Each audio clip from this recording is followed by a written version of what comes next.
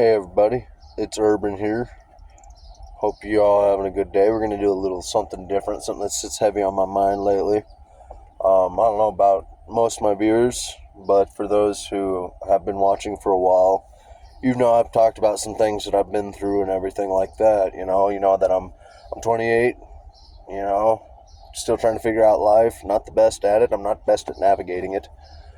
I'm not the best at foreseeing troubles coming. I kind of just ignore everything until the last second, which is a very bad habit. Don't do that.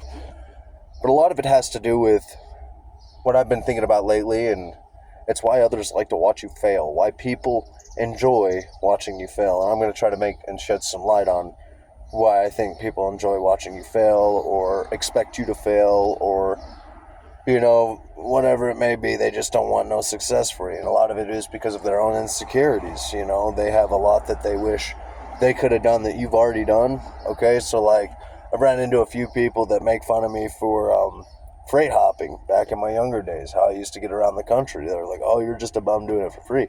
But deep down, you hear it a couple years later that they're out there doing it because it was something that they had on their bucket list that they thought would be fun.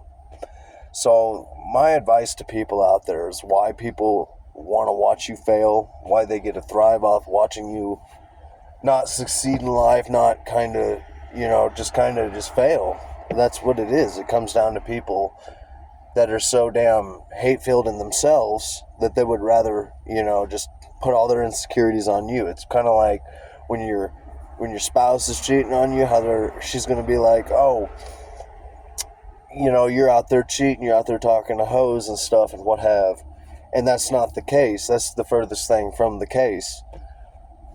But I think a lot of it is people's insecurities. I mean, if you've been through hardships, okay, for instance, my own pop, man, he's the worst at it. He's never been homeless, we'll be honest there. He's never once fought homelessness and everything, but he acts like he has.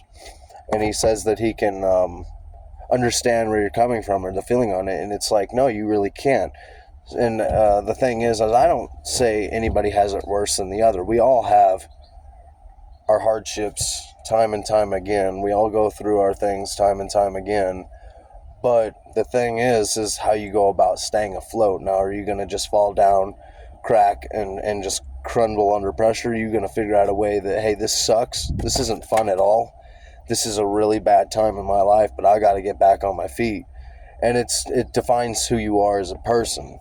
You're either going to sit there in defeat and never get out of it, or you're going to rise to victory, get out of it, and keep pushing. And I've been homeless for probably around 4 years. Okay, this is the first apartment I've had in a long time, about 4 years. So it's hard. Once you fall into homelessness, it's hard to get out of, and anybody that's never been there has and will never understand it. And for those who pray and pry on those downfalls, you're a piece of shit. I'm going to be real about that. For the people that are prying and just hoping and wishing for someone's downfall, you're a piece of shit. You need to reevaluate your life, because there's plenty of things. Just like the other day at work, I don't want to put her on blast, but there was a customer that walked in and her arms were all sliced up and stuff, and I looked her straight in the face and said, hey, I don't know if anybody ever told you this in your life, but I'm proud of you. I'm proud you're still here. You got this. And she almost broke in tears saying thank you. See, it's just a little bit of kindness goes a long way.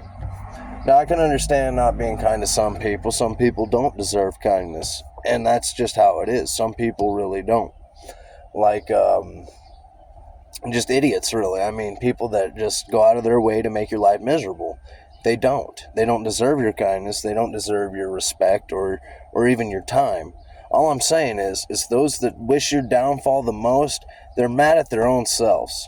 The whole time I spent homeless and coming up with ways to survive and ways to get out of it, and always held down a job and always held down money, never really asked for help but just a couple of times, and it's every time I've always asked for help, it's been held against me in one form or another. It's always been used against me later down the road, that, oh, well, you remember I helped you with this, man, like I can't never help you again, man. Like, no, it's just they hold it over you. So my advice to you is go solo and never ask for a handout, never ask for help. I know sometimes it's kind of, you need it, and I can understand that, but don't expect to get that handout with somebody being a dick about it. So that's just some urban advice to you, man. That's just the spitter advice I can give you is a lot of people pray and pry on your downfall because they themselves are so fucking evil and hate-filled in themselves that they're throwing their insecurities on you. It's just like a bully, man. Bully's getting the ass whipped at home, so he's looking for a smaller, softer target to take his anger and frustration out on. Same thing when it comes down to people like that, preying on your downfall. Stay your head straight up in the air. Keep marching forward. Time gets better. That's all I can say.